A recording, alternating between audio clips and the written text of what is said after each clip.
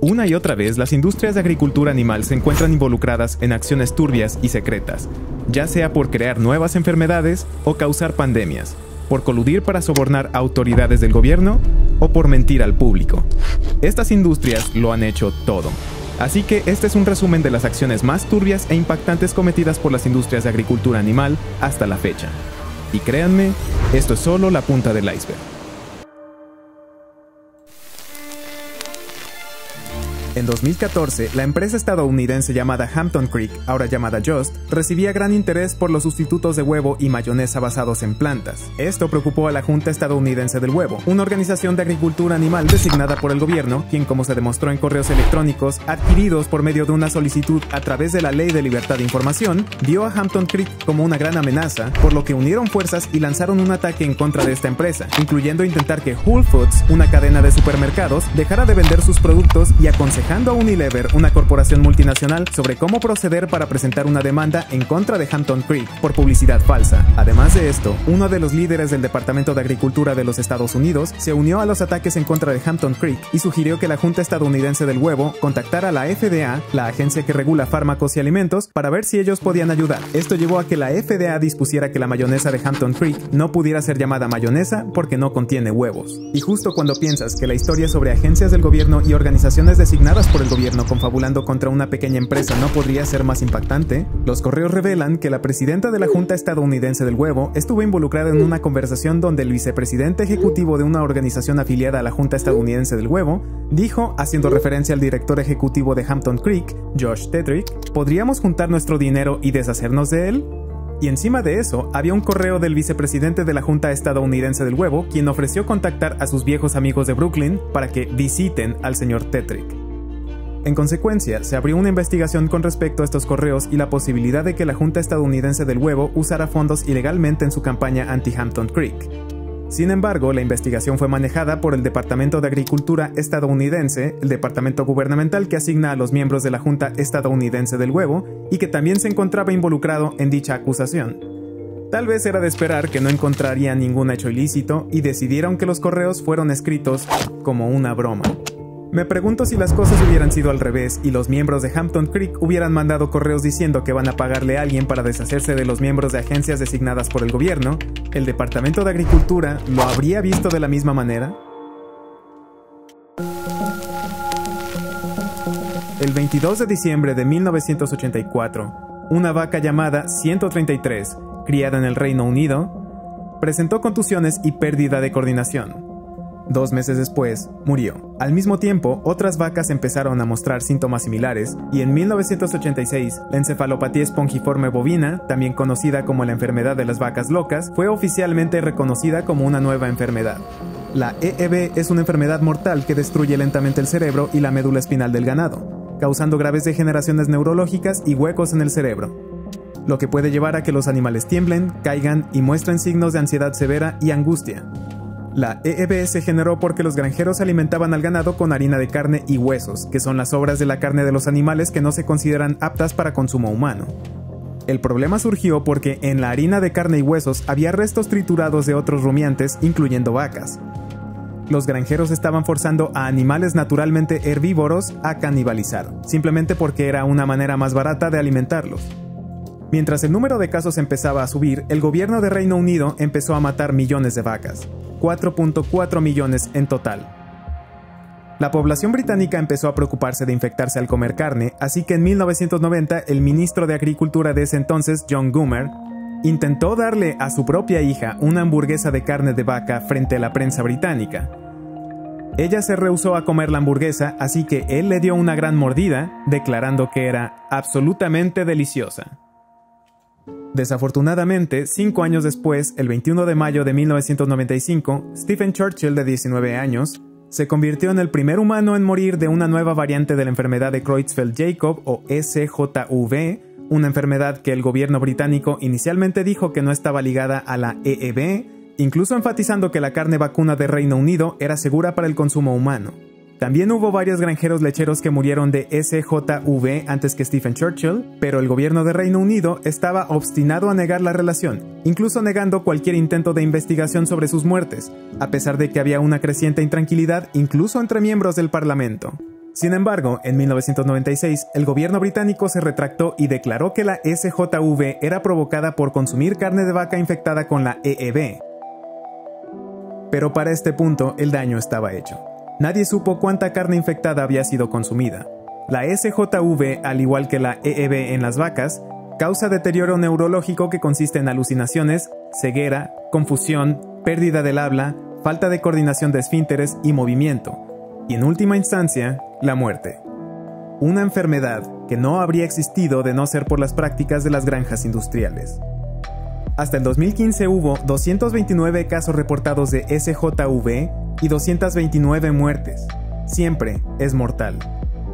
Lo más preocupante es que, de acuerdo con la publicación médica de Lancet, ahora hay más evidencias de que la SJV puede permanecer inactiva por más de 50 años, y un estudio en el British Medical Journal mostró que al menos una de cada 2.000 personas en Reino Unido puede portar la proteína anormal asociada con el SJV, lo que significa que lo peor de la crisis para los humanos está aún por llegar, o que incluso ya está sucediendo, dado que los casos diagnosticados de la SJ previa a la variante se han duplicado desde mediados de los 90.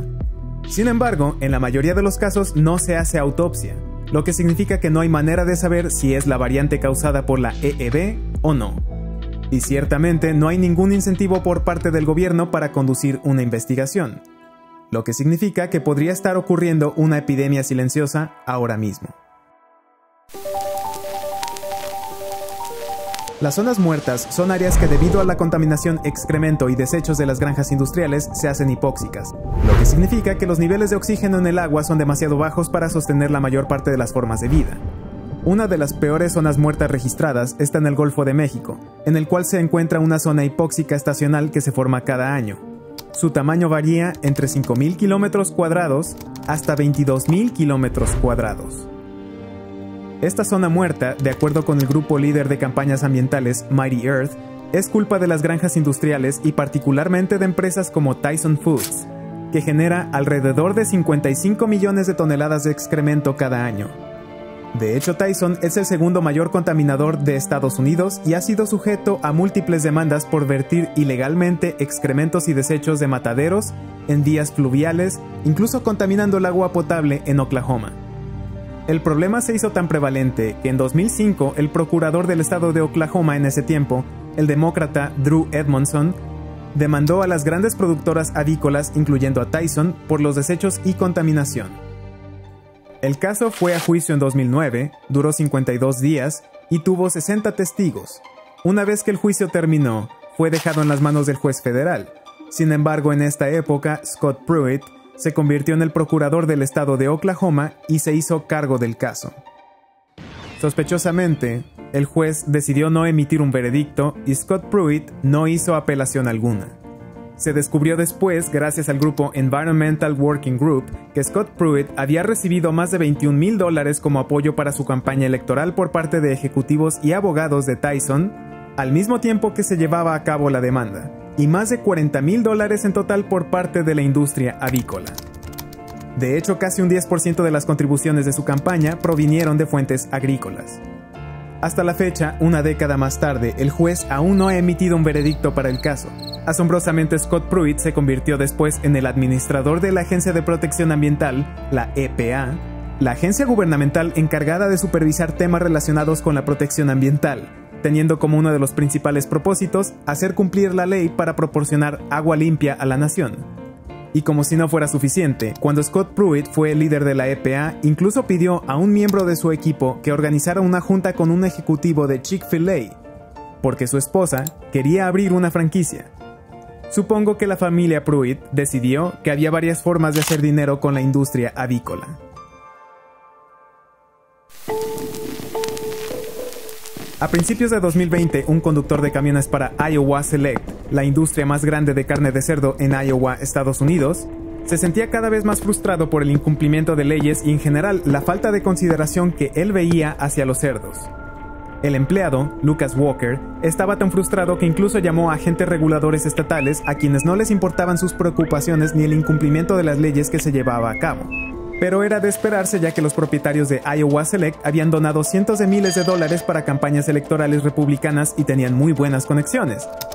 Walker decidió contactar con el Grupo de Liberación Animal Direct Action Everywhere o DXE, pero fue entonces cuando la pandemia del COVID-19 llegó, causando grandes problemas en la cadena de suministros de la industria cárnica, lo que ocasionó que millones de animales fueran asesinados en las granjas. Esto incluyó a los cerdos de Iowa Select, quienes fueron asesinados por un proceso de corte de ventilación, en el cual los cerdos son atrapados en bodegas que son selladas, la ventilación se apaga y se bombea vapor caliente hacia adentro. Los cerdos son horneados hasta la muerte durante el curso de varias horas. Walker, asqueado por lo que estaba viendo, grabó el proceso en secreto y envió las grabaciones a DXE, quienes lo publicaron, y esto causó gran indignación en el público y mucha atención de la prensa. Esto trajo grandes problemas a la industria de la agricultura animal y la vicepresidenta del Compromiso Estratégico de la Alianza de la Agricultura Animal declaró que estaba contactando al FBI y al Departamento de Seguridad Nacional para plantearles la preocupación. Poco tiempo después, Walker fue llamado a la oficina de su empresa y fue confrontado con un investigador privado que trabajaba para Iowa Select. Walker comentó lo que había hecho y se le pidió que acudiera a una reunión con agentes del FBI unos días después. La siguiente semana, un ejecutivo de Iowa Select recogió a Walker en su casa para llevarlo con el agente del FBI, quien comenzó a cuestionarlo sobre el grupo de activismo DXE. Y aunque pareciera que el FBI solo debería de estar interesado en obtener más información sobre la experiencia de Walker con DXE, resulta que sus motivos eran mucho más sombríos. Durante la conversación, los motivos reales fueron revelados cuando la gente le pidió a Walker infiltrarse y reportar al FBI sobre lo que DXE estaba haciendo y sobre estrategias que podrían implementar para perjudicarlos. Días después hubo una reunión en una camioneta sin placas en un estacionamiento de un supermercado. Esta vez eran 2 agentes del FBI que le pidieron trabajar como informante nuevamente e infiltrarse en DXE para obtener información que pudiera perjudicar al grupo de activismo. Walker declinó la oferta. Confundido sobre por qué un ejecutivo de Iowa Select lo llevaba a verse con el FBI, quienes estaban más interesados en que se infiltrara en una organización pacífica que en abordar los crímenes y violaciones de la seguridad animal cometidos por Iowa Select y el procedimiento de corte de ventilación que él había expuesto. Perturbado por el hecho de que las agencias federales que hacen cumplir las leyes se encuentran en la nómina de Iowa Select y estaban trabajando para sus intereses en lugar de defender la ley, Walker reveló a la prensa lo que estaba sucediendo. Después recibió una última llamada del FBI. La agencia no te necesita más como informante, dijo el agente. Todas estas historias representan el poder que estas industrias tienen y el completo desprecio que sienten por el planeta, por los animales y por nosotros. Por demasiado tiempo la industria ganadera ha operado con impunidad. Sin embargo, tenemos el poder de hacerlos responsables. Es momento de que ejerzamos ese poder.